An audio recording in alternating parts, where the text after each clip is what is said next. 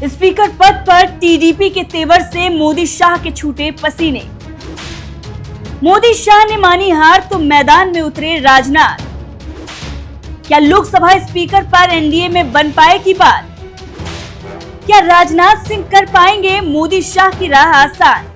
राजनीति में बीजेपी के चाणक्य कहे जाने वाले अमित शाह पूरी तरह से फेल हो गए, इसीलिए तो राजनाथ सिंह को मैदान में उतारा गया है। मामला आप सभी को पता है, लोकसभा स्पीकर को लेकर मामला है। टीडीपी अड़ी हुई है कि स्पीकर का पद हमें ही चाहिए, वहीं दूसरी तरफ बीजेपी इस पद को देना नहीं चाहती है, उसके लिए बहुत ही महत्वपूर्ण है। वहीं सहयोगी दल को इस बात का डर है कि कहीं बीजेपी उनके साथ धोखा न करे, क्योंकि विपक्षी दल यही कह रहे हैं कि बीजेपी वही करेगी जो उसने महाराष्ट्र में किया है। पहले तो मंत्रालय में कोई अच्छा मंत्रालय नहीं दिया गया सहयोगियों को, और अब स्पीकर का पद भी नहीं दिया जा रहा है। विपक्ष तो ये भी दावा कर रहा है कि अगर चंद्रबाबू नायडू हमारे साथ आते हैं तो हम इस सरकार को ही गिरा देंगे। संजय राउत ने कहा कि राहुल गांधी एक इशारा करें, इस सरकार को हम गिरा देंगे। अब ऐसे में बीजेपी के लिए बड़ी मुसीबत बन गया है स्पीकर का पद। इसीलिए कई दिनों से खबर ये चल रही है कि 26 तारीख को मोदी की सरकार गिर जाएगी। कुछ लोग तो ये भी दावा कर रहे हैं कि भले 26 तारीख को ना गिरे, लेकिन जल्द ही टीडीपी इस सरकार से अपने आप को अलग कर लेगी। अब ऐसे में ये खबरें क्यों चल रही हैं, उसका रीजन भी आपको बताते हैं। दरअसल टीडीपी के तरफ से आया वो बयान जिसने बीजेपी की मुश्किलें बढ़ाई है। राजनाथ सिंह के घर पर एक बड़ी बैठक हुई। इस बैठक में जेपी नड्डा, अश्विनी वैष्णव जैसे बड़े बीजेपी के दिग्गज नेता थे, तो वहीं चिराग पासवान और ललन सिंह भी थे जो जेडीयू के नेता हैं। राजनाथ सिंह के घर पर जो बैठक हुई है उसमें इस बात पर चर्चा हुई है कि लोकसभा स्पीकर पद के लिए कौन उम्मीदवार होगा। डिप्टी स्पीकर और स्पीकर दोनों पदों के लिए चर्चा हुई है। अब ऐसे में टीडीपी का एक बड़ा बयान आया है। चर्चा होने के बाद ये कयास लगाए जा रहे हैं, कुछ न्यूज चैनल ये चला रहे हैं कि देखिए स्पीकर का पद बीजेपी अपने पास रखेगी। हालांकि सूत्रों के हवाले से ही खबर चल रही है मीडिया में, लेकिन डिप्टी स्पीकर का पद किसी सहयोगी दल को दिया जा सकता है। ऐसे में टीडीपी का नाम आगे चल रहा है क्योंकि उनके पास 16 सीटें हैं। अब इसी बीच टीडीपी का भी बयान आ गया, जिसके बाद विपक्षी दल ने अब इसको लेकर बीजेपी पर हमला बोलना शुरू कर दिया है। उनको ये बल मिल गया है कि ये सरकार जो है वो चलेगी नहीं। टीडीपी नाराज है, इसीलिए कहा जा रहा है कि 26 तारीख को सरकार गिरेगी, और अगर 26 तारीख को सरकार नहीं गिरी तो आने वाले दिनों में सरकार गिर ही जाएगी। टीडीपी इस सरकार से खुद को अलग कर ही लेगी, ऐसी चीजें कही जा रही है।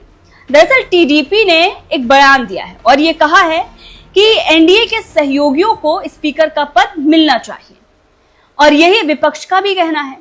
विपक्ष का यह कहना है कि एनडीए की या किसी भी विपक्षी पार्टी को या किसी सहयोगी दल को ही स्पीकर का पद मिलना चाहिए। अगर नहीं मिलता है तो फिर हम इसका विरोध करेंगे और सरकार गिरा देंगे। तो ऐसे में मोदी शाह के लिए मुश्किल खड़ी हो गई है, सरकार बचाना मुश्किल हो रहा है।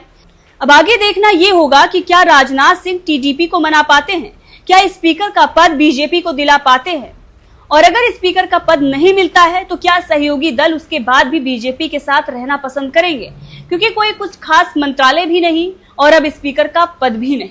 क्या डिप्टी स्पीकर के पद पर टीडीपी मान जाएगी? ये अपने आप में एक बड़ा सवाल है। वैसे तो जो माहौल बना हुआ है उससे लग नहीं रहा है कि टीडीपी मानने वाली है, क्योंकि एनडीए में किसी और दल ने अभी तक कोई आधिकारिक बयान नहीं दिया है, लेकिन टीडीपी ने यह साफ कह दिया है कि सहयोगी दलों को स्पीकर का पद मिलना चाहिए, जिससे यह साफ हो गया है कि वो बिल्कुल भी पक्ष में नहीं है कि बीजेपी को यह पद मिले। अब ऐसे में बीजेपी को अगर ये पद मिलता है तो जाहिर सी बात है टीडीपी खुश नहीं होगी, और हो सकता है वो सरकार से ही खुद को अलग कर ले। देखना होगा आगे क्या होता है, नजरें हमारी बनी हुई है। बहरहाल इस खबर को लेकर आपका क्या कहना है, कमेंट करके जरूर बताइएगा। लोकसभा स्पीकर की लड़ाई बहुत महत्वपूर्ण लड़ाई है। अब 2019 और 2014 वाली स्थिति संसद में नहीं है। अगर राहुल गांधी जी बोलते हैं कि हम चाहे तो सरकार कभी भी गिरा सकते हैं, उसका मतलब आप समझ जाइए कि जो बैठे हैं प्रधानमंत्री पद पर या सरकार जो बनाई है एनडीए की, वो स्थिर नहीं है, स्टेबल नहीं है, कुछ भी हो सकता है। अगर हमने सुना है कि चंद्रबाबू नायडू जी ने लोकसभा का स्पीकर पद मांगा है, जो उनसे डील हुआ है, ये ठीक बात है चंद्रबाबू जी की। अगर लोकसभा स्पीकर पद पर एनडीए का कोई व्यक्ति नहीं बैठा तो सबसे पहले नरेंद्र मोदी और अमित शाह तेलुगु देशम पार्टी को तोड़ देंगे, और ये काम शुरू कर दिया है।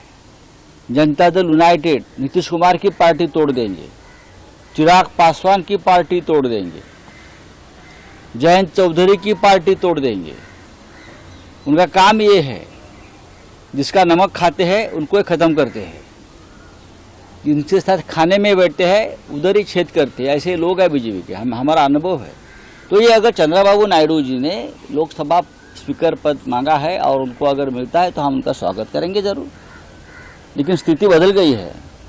अगर हम चाहें तो हमारा बहुमत हम लोकसभा में दिखा सकते हैं। अगर चंद्रबाबू को ये पद नहीं मिला और चंद्रबाबू अपना उम्मीदवार खड़ा करते हैं तो हम पूरे इंडिया अलायंस में बातचीत करेंगे सब मिलकर, और हम ये कोशिश करेंगे कि पूरा इंडिया अलायंस चंद्रबाबू के उम्मीदवार के पीछे खड़ा रहे।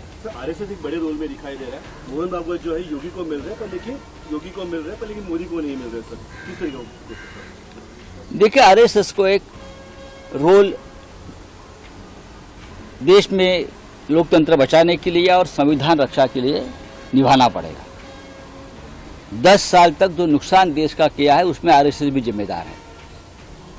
मोदी और शाह जी ने जो नुकसान किया है देश का, देश के लोकतंत्र का, देश की जनता का, राष्ट्रीय सुरक्षा का, कश्मीर का, मणिपुर का, उसमें आरएसएस भी बराबर की जिम्मेदार है। आरएसएस के समर्थन से ये सरकार बनी।